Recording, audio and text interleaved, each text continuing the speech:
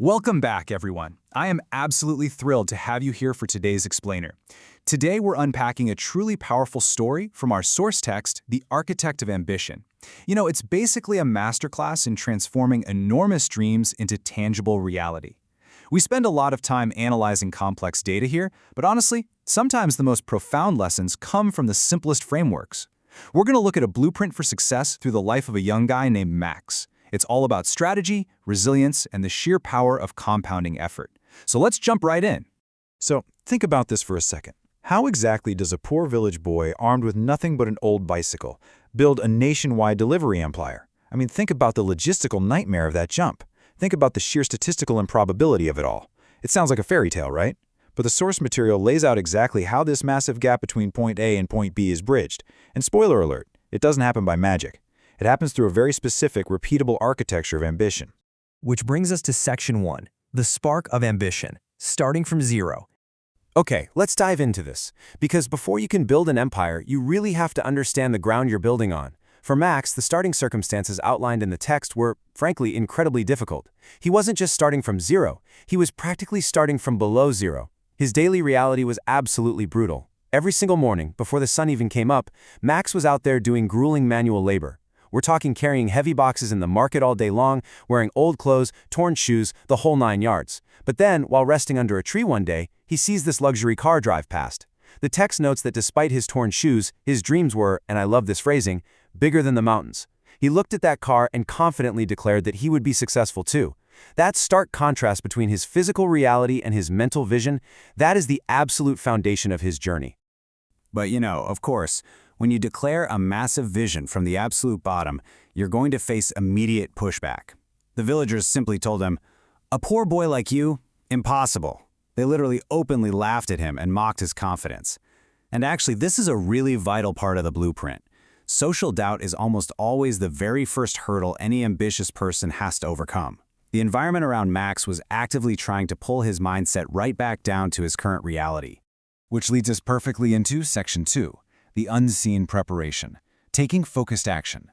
Now, the easiest thing for Max to do after being mocked like that would be to just accept his fate, right? Just give up. But the text reveals a major pivot here. Instead of shrinking, Max decides to take immediate, highly focused action. He doesn't argue with the villagers, he just goes to work in the shadows. Max used 3 exact steps to build his foundation. Number 1, read books. Number 2, watch educational videos. And number 3, practice business ideas. But what is absolutely crucial here is the timing. The text specifically highlights that he learned these new skills every single night, while the rest of the village, the very same people who mocked him, were sound asleep. Max was putting in the reps. He wasn't wasting a second, he was actively architecting his mind for the future he wanted. And really notice the timeline here. Months turned into years. This preparation phase, it was not some quick weekend hack or an overnight process. It required immense grinding patience. He was putting in unseen effort night after night, year after year, without any immediate physical reward or change in his grueling day job. He was simply building potential energy. Moving on to Section 3, solving a real problem, finding the opportunity. So all of that studying, all of those business ideas he practiced in the dark, they finally align with a real-world opportunity. This is a major shift in the narrative, right? Going from preparation to execution.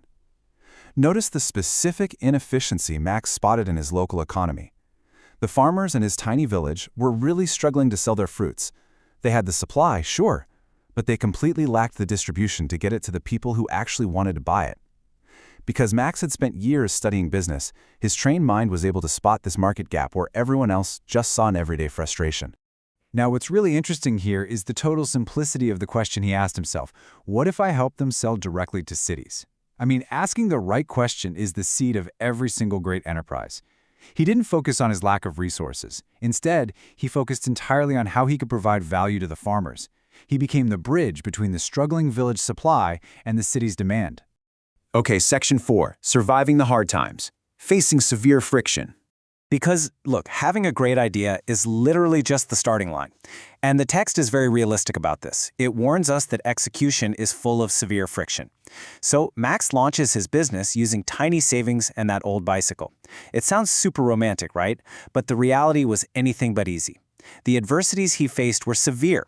Sometimes he earned absolutely nothing for his hard work, zero. Customers complained about the service. The pressure was so intense that sometimes he simply wanted to throw in the towel and quit. And I think this is a really powerful reminder that struggles are a guaranteed part of the process. Even when you're solving a real problem with a great idea, the early days of entrepreneurship are just brutally unforgiving. But here is where Max's years of reading and preparation really pay off. The text explicitly states that instead of walking away when things got incredibly hard, every single failure taught him something new. He used the hardships not as an excuse to stop, but as a diagnostic tool to get better. He took the complaints, he took those zero revenue days, and he worked harder than ever to refine his business model. Which brings us right to Section 5, the architect's secret, the ultimate payoff. Let's move to and see how this builds, because the timeline here is incredibly satisfying. Look at the exponential growth. He starts on day one with that rickety old bicycle. Then he scales up to a motorcycle. His motorcycle eventually becomes a delivery van. And ultimately, decades later, that single van scales into an entire fleet of trucks spanning across the country. He didn't just magically jump from a bicycle to a national fleet. He conquered each phase, one vehicle upgrade at a time. And this brilliantly illustrates the full circle of his journey. From where we started, a poor boy carrying heavy boxes in torn shoes, to his final reality, standing in front of a huge glass office building with his very own company logo shining right at the top. The text even notes that the very same people in the village who once laughed at him, they now looked at this millionaire with total admiration. So, the crucial point is this. When a reporter finally asked Max how he achieved all of this, he just smiled and gave a simple three-part answer. The secret is simple. Never stop learning, never stop working, and never stop believing in yourself. That right there is the blueprint. Never Stop Learning covers all those late nights with the books and videos. Never Stop Working covers the days earning absolutely nothing on that old bicycle. And Never Stop Believing in Yourself? Well, that's what kept him going when the whole village mocked him. The narrator of our text leaves us with this really vital summary. Success does not come overnight. It relies on massive dreams, grueling hard work, and the sheer courage to endure. But mathematically, it all boils down to compounding.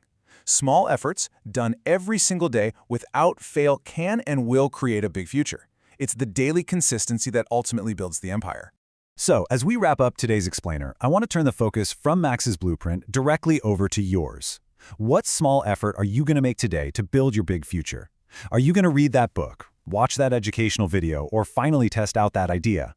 The architecture of your ambition starts the exact moment this explainer ends. Think about it, take that first step, and I'll see you in the next one.